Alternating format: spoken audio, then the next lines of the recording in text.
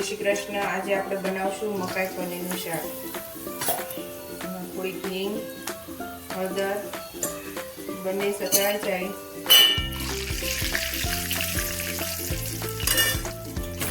આદુ, મરચાં, લસણ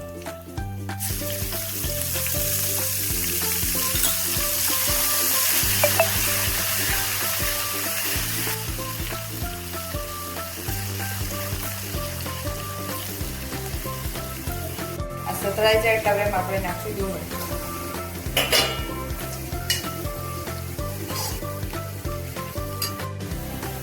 મીઠું,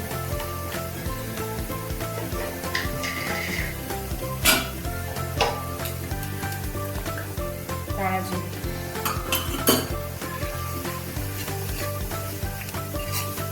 એટલે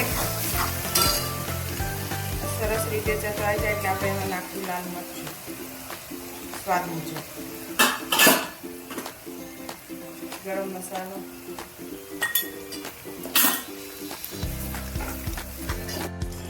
હવે આ સતળાઈ ગયું છે। હવે એમાં આપણે નાખીશું મકાઈ।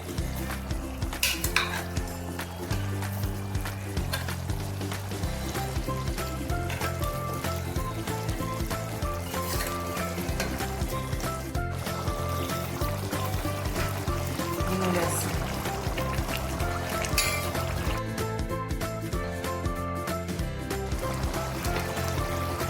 હવે આ એકદમ સતળાઈ જાય પછી આપણે એની અંદર પનીર ખમાઈ દેવાનું। આખું નાખવું હોય તો પીસ કરીને બી નખાય, ખમણ હોય તો ખમણ બી શકે।